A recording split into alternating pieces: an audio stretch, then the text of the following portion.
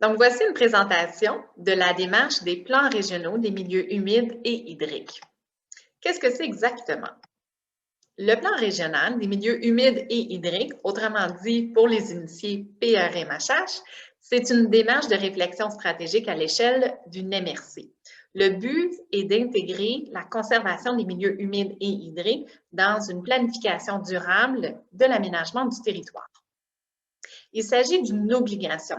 En effet, parce qu'en 2017, le gouvernement du Québec réforme l'encadrement juridique autour de la conservation des milieux humides et hydriques. Puis à partir de ce moment-là, toutes les MRC ont jusqu'au 16 juin 2022 pour réaliser leur PRMHH.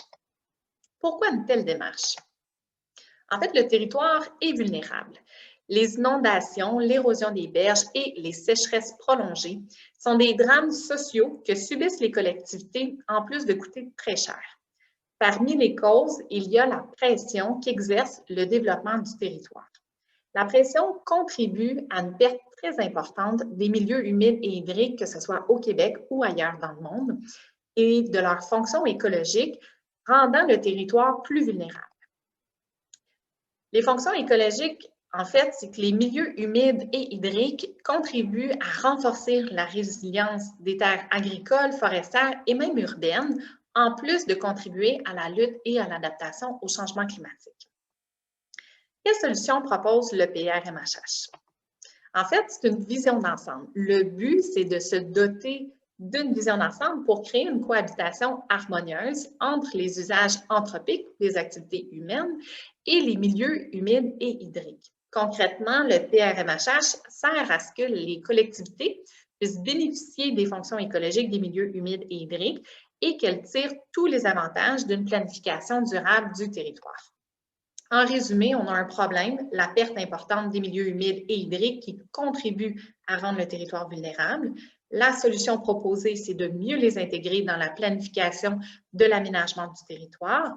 Et le moyen consiste à réaliser un outil décisionnel, le PRMHH, pour concilier développement et conservation. Comment réaliser un PRMHH? Les MRC doivent respecter 3 principes clés. Le premier, respecter la notion d'aucune perte nette. Le deuxième, analyser le territoire par bassin versant. Et le troisième, considérer les impacts des changements climatiques. Plusieurs entités sont concernées et jouent chacun leur rôle. Le gouvernement du Québec, lui, son rôle consiste à adopter le cadre légal et fixer le délai pour s'y conformer. Le ministère de l'Environnement, lui, accompagne les MRC dans la réalisation et approuve à la toute fin le PRMHH. Les municipalités régionales de comté, nos MRC, c'est elles qui réalisent à l'interne ou en sous-traitance les PRMHH, puis les arriment à leur schéma d'aménagement.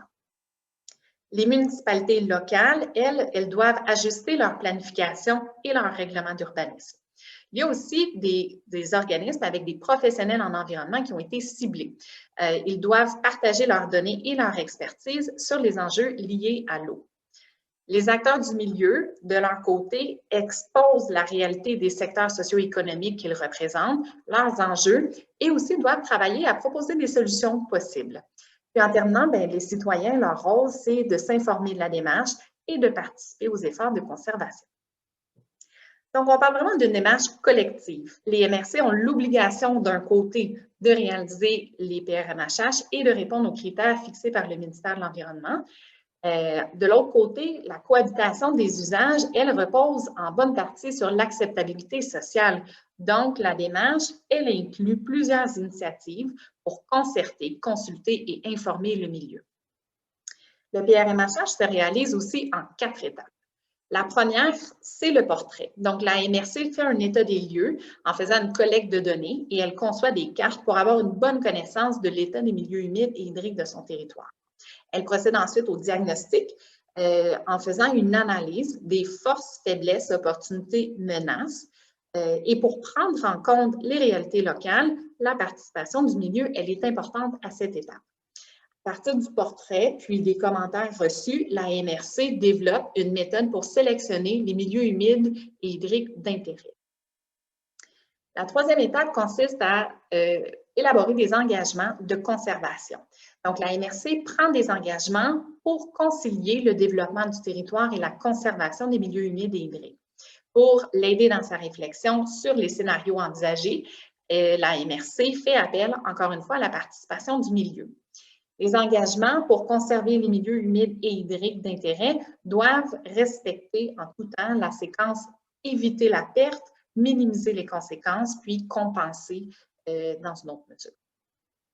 Dernière étape, la stratégie de conservation. Il s'agit en fait du plan de mise en œuvre. Donc, la MRC planifie des actions à mettre en œuvre pour conserver les milieux humides et hydriques d'intérêt. Et pendant une période de 10 ans, la MRC doit assurer un suivi de ces actions et évaluer les résultats obtenus. Le but, c'est de s'assurer que la MRC bénéficie le plus possible des fonctions écologiques des milieux humides et hydriques et augmente ainsi la résilience de son territoire. Donc, concrètement, le PRMHH, qu'est-ce que c'est? C'est un portrait dans lequel on a un état des lieux, des milieux humides et hydriques, un diagnostic qui procède à une analyse des forces, faiblesses, opportunités, menaces, des engagements qui orientent la MRC selon la réalité de son milieu, puis une stratégie qui comporte un plan d'action, des stratégies de suivi sur une période de 10 ans.